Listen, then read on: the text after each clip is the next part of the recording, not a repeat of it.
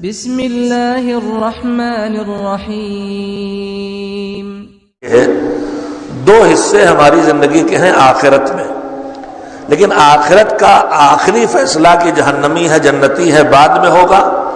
ابھی جو ہر مرنے والا اس دنیا سے جاتا ہے تو وہ جہاں رکھا جاتا ہے پروردگار کے عالم کی طرف سے، اگر ایمان والا اور اچھے عمل اس کے ہیں کہ اچھی جگہ پہنچ سکتا ہے تو اس کی زندگی جنت جیسی ہوتی ہے جو وادی السلام کہلاتا ہے، اور اگر وہ کفر سے اٹھا یا ایمان پہ اٹھا لیکن بدعملیوں کے ساتھ اٹھا ہے تو اس کی زندگی جہنم جیسی ہوتی ہے جو وادی برہوت ہوتی ہے۔ مگر اس زندگی میں جب مرنے والا مر گیا تو چاہے برزخ میں ہو چاہے آخرت میں پہنچ جائے، اب وہ اپنی غلطیوں کا تدارک نہیں کر سکتا۔ نمازیں چھوٹی ہے تو چھوٹ گئی، اب جو قبر میں چلا گیا وہ نماز نہیں پڑھے گا، وہ روزے نہیں رکھے گا، اس سے معلوم ہو گیا کہ مجھے کہے گا ایک سزا مل رہی، مگر وہ اب ٹھیک نہیں کر سکتا۔ مگر اس پروردگار کریم پروردگار نے یہ رحمت کا بہت بڑا دروازہ کھلا رکھا ہے کہ جب جانے والا چلا جائے تو رہ جانے والے اس کی کمیوں کا تدارک اور علاج کر سکتے ہیں۔ وہ نمازیں چھوڑ کے گیا تھا تو اولاد ان کی نمازیں پڑھ دے، وہ قرض دار گیا تھا تو اولاد ان کا قرض ادا کر دے، ان پہ حج واجب ہوا تھا نہیں گئے تھے تو وارث حج ادا کر دے۔ یہ ہے ایصال ثواب، یعنی جانے والا چلا گیا اب رہ جانے والے نیکیاں کریں اور اس تک جائے۔ تو جو جانے والا گیا ہم اس کے لیے جب کچھ خدمت کرنا چاہتے ہیں تو ہمیں پہلی نگاہ دیکھیے جو ہماری طرف سے بہت کوتاہیاں ہو رہی ہیں، ان میں سے ایک کوتاہی یہ ہے کہ موت کے بعد دفن سے لے کے سیوم پنجم 10واں 20واں 40واں برسی دیسا ہم جو کچھ کرتے ہیں سال بھر میں نیاز اور نذر اور مجلس اور ماتم اور عرفہ جو دین میں نہیں ہے، یہ جو 13 شعبان کو جو بھی ہوتا ہے شریعت کا بتایا ہوا کچھ نہیں ہے، یہ سب ہماری خواتین کی ایجاد ہے۔ تو یہ جو کچھ ہم کر رہے ہیں یہ اچھے کام ہوئے، ان کا ثواب ہے، لیکن یہ اچھے کام اور یہ ثواب مستحب کام ہے۔ غریب کو کھانا کھلانا ایک مستحب کام ہے، صدقہ مستحب کام ہے، تلاوت قرآن مستحب کام ہے، جتنے کام ہم کر رہے ہیں وہ مستحب کام ہے جن کا ثواب مرحوم تک پہنچا سکتے ہیں۔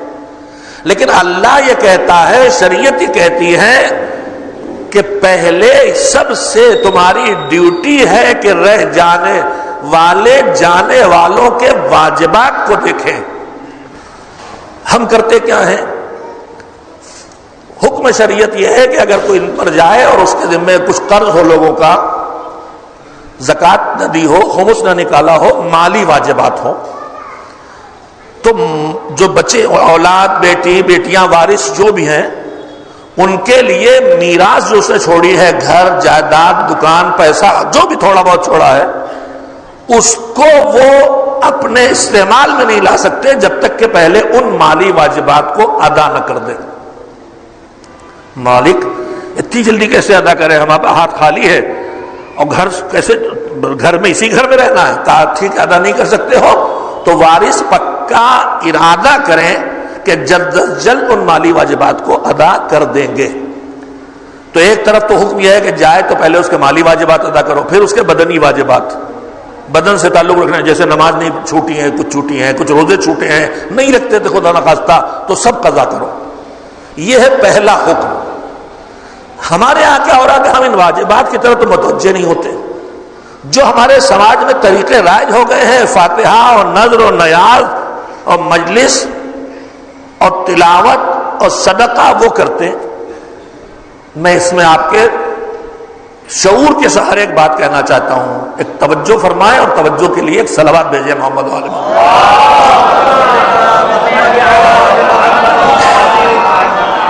یہ ہماری بے شعوری ہے کہ ہم اس کے واجبات جو چلا گیا اس پر توجہ نہ دیں اور مستحب کام کر کے ادھر ثواب بھیجتے رہے۔ اتنا قرآن پڑھا، اتنے کھانے کھلائے، اتنے یاسین پڑھے، پرچیاں آتی ہیں نا، یہ پرچیاں بھی حماقت ہیں۔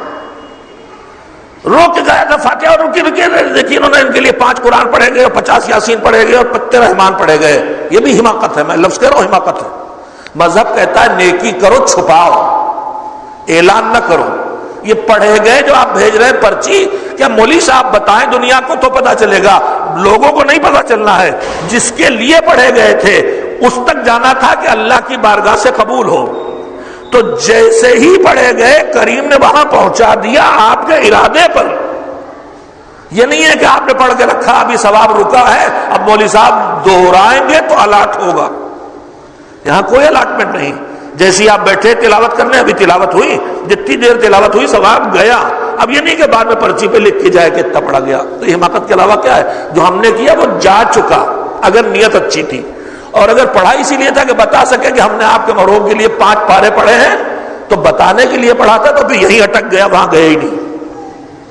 اچھا، اعلان کا نقصان سن لیجئے۔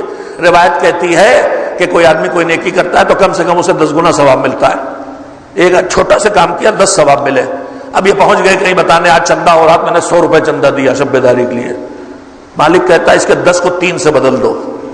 پھر کہیں جا کے پھر بخان کر دیا، آج میں نے فاقہ چل رہا مگر 100 روپے دے دیے، مالک کہتا اس کی 10 نیکیاں تھی، 3 کی تھی، اب 3 کو 1 کر دو۔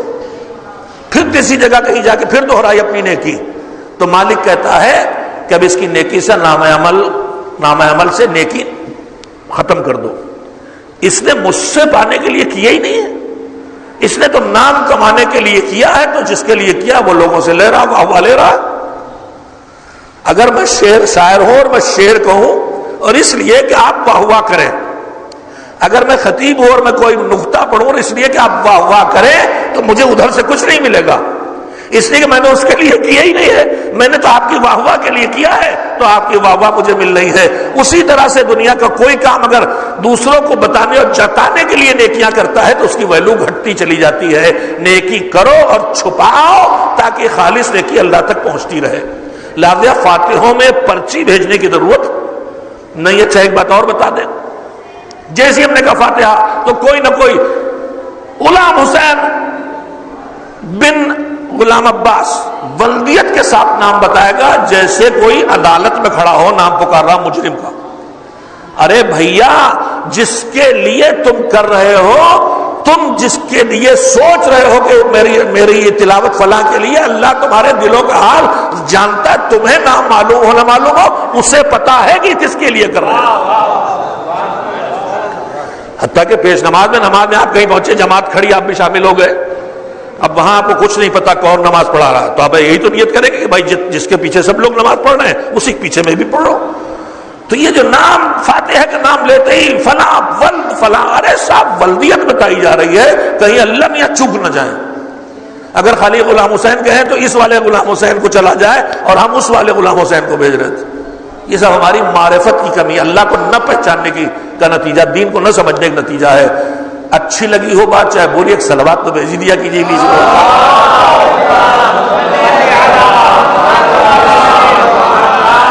میں نے آپ حضرات کی خدمت میں اتنی دیر میں بات عرض کی ہے کہ جب دنیا سے کوئی جائے تو وہ ہمارا محتاج ہے، اور ہمیں اس کے لیے زندگی ضرورتیں پوری کرنا ہے، اور اس میں پہلے واجبات ہیں پھر مستحبات۔ واجبات کے بغیر مستحب کام اگر ہم کریں تو اس کی پوزیشن کیا بنے گی؟ ایک مثال دیتا ہوں۔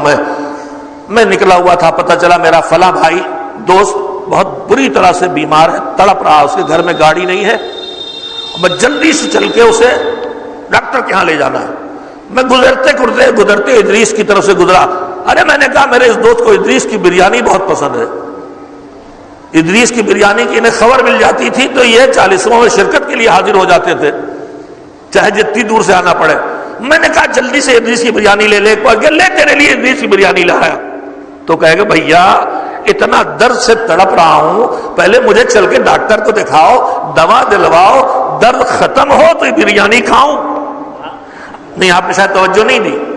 اگر کوئی تکلیف کا شکار ہے تو اسے لذت نہیں دیتی، بریانی نہیں اچھی لگے گی، ارے میرا درد ختم کرو۔ بس معاف کریں، مثال ہوتی ہے، قبر میں اگر جانے والا میرا کوئی گناہ کا سزا کا مستحق ہو رہا، واجبات چھوڑے، نماز نہیں پڑھی، روزہ نہیں رکھا، حج نہیں کیا، تو اس پہ عذاب آ رہا ہے، پہلے یہ واجبات ادا کر کے اس کے عذاب کو ختم کرو، تب مستحب کاموں کی نعمتیں اس کو بھیجو تاکہ احساس ہو سکے۔